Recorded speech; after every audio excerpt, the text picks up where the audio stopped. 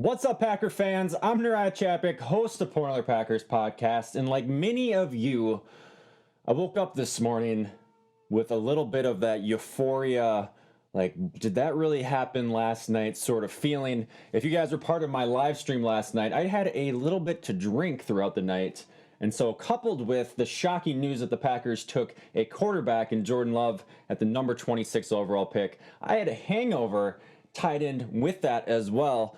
And it's been a rough morning. So I want to dive in. I want to give you some of my thoughts as far as the pick last night. In case you didn't tune in to my live stream last night, I'm not going to do a full-on breakdown of the Packers taking Jordan Love, but more of just where I stand currently at this situation, at this moment of time, and I pray to God that some great things happen later this evening in the second and third rounds of the NFL draft. So without further ado, folks, it is time to pour ourselves another Packers podcast.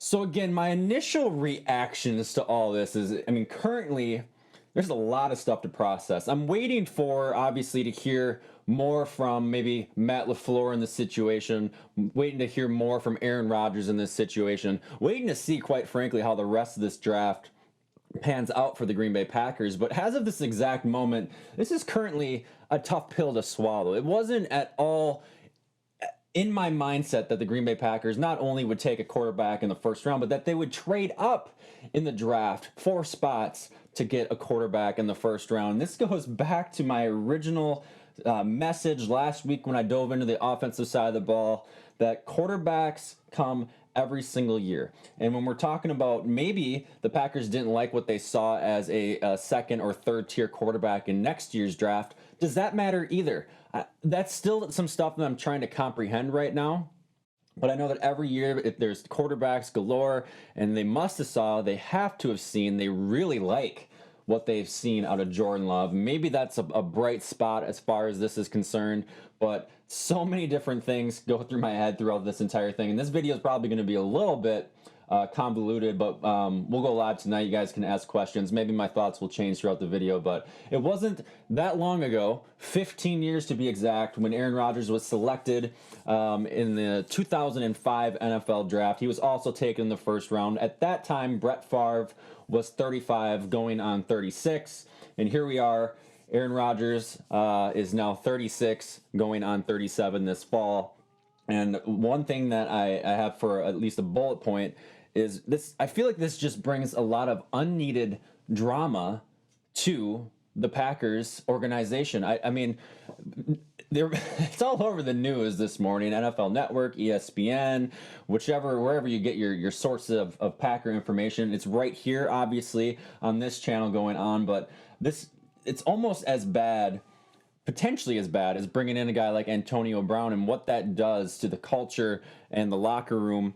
And I'm not saying, I think Green Bay has a very good grasp on what they want to do with Jordan Love, and they don't obviously want to put him in as a starter anytime soon.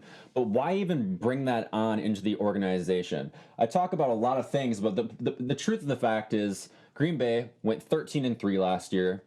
They were one game away from the Super Bowl. Rodgers had Devontae Adams at wide receiver, Allen Lazard, Geronimo Allison, Jimmy Graham. We needed weapons at wide receiver, and it's almost certain that the Packers will take a wide receiver somewhere here in the second round.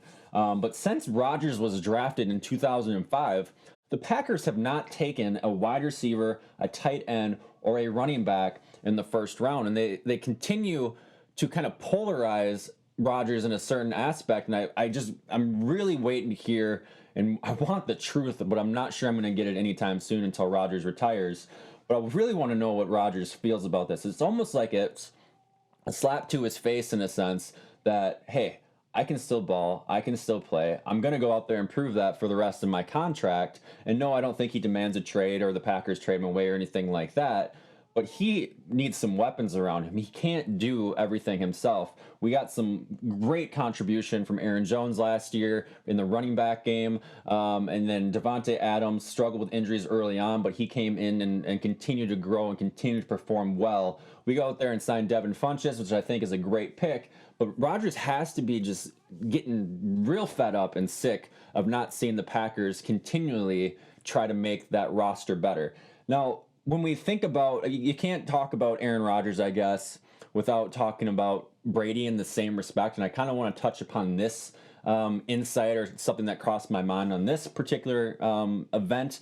But you look at how New England handled Tom Brady over the last couple of years. They continued, they had a guy like Jimmy Garoppolo. They trade Jimmy Garoppolo away to the San Francisco 49ers because they trust what they had in Tom Brady, and they built that roster around him. They continued to build that roster around them, and they didn't really plan a post Brady era. They didn't draft quarterbacks up to this point that could immediately take over as a successor to Tom Brady. And I'm almost wondering, with how that unfolded in New England, if this is something that Green Bay, from their standpoint, doesn't want to find themselves in that same situation. If I'm going to make a bold statement throughout this entire video, it's the fact that Rodgers will not retire as a Green Bay Packer. And that's probably the toughest pill for me to swallow as I comprehend and kind of go through all this stuff. You don't take a quarterback in the first round. You don't trade up to take a quarterback in the first round if you're only going to trade him away, because there's two scenarios that happen by the time Jordan Love needs to re-sign his contract. His rookie contract is up.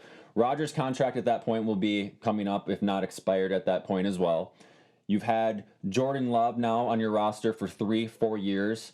Rodgers won't even be, well, he'll be 40 at that point. He'll just turn 40. At that point, do you re-sign Aaron Rodgers to a 2-3 year contract?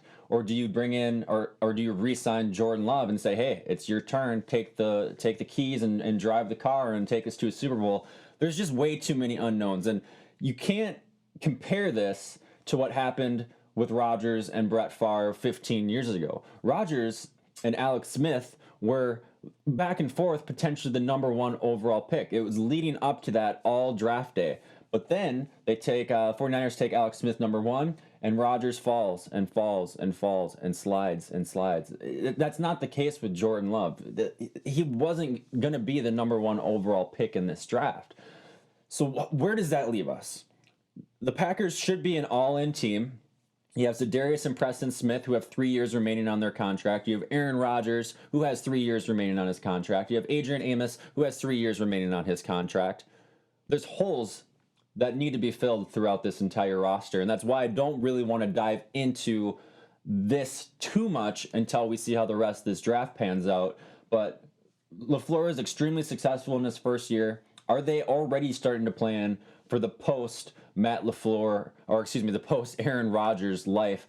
That is questions that are going through my head. As far as Jordan Love, he's a talented quarterback. He's got great arm strength. He's able to move in the pocket, but he's very raw. He will benefit from studying behind Aaron Rodgers. And heck, he might be a great alternative and continue our decades of having solid quarterback play for the Green Bay Packers.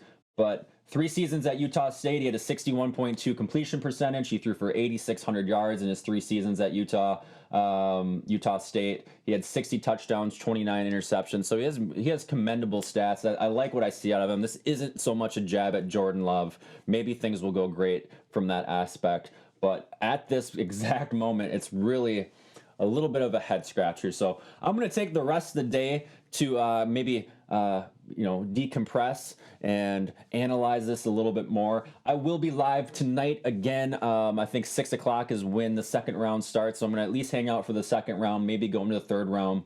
We'll see how the night pulls off, but I definitely will not be drinking quite as much this evening. I'm telling you guys, it was a rough morning. I went to bed with the spins last night, and when your head hits the pillow and the world starts spinning, you know that you done fucked up. And that was the case. I woke up, I took some Advil or Tylenol, drank a whole bottle of Gatorade, hit the pillow again, and here we are.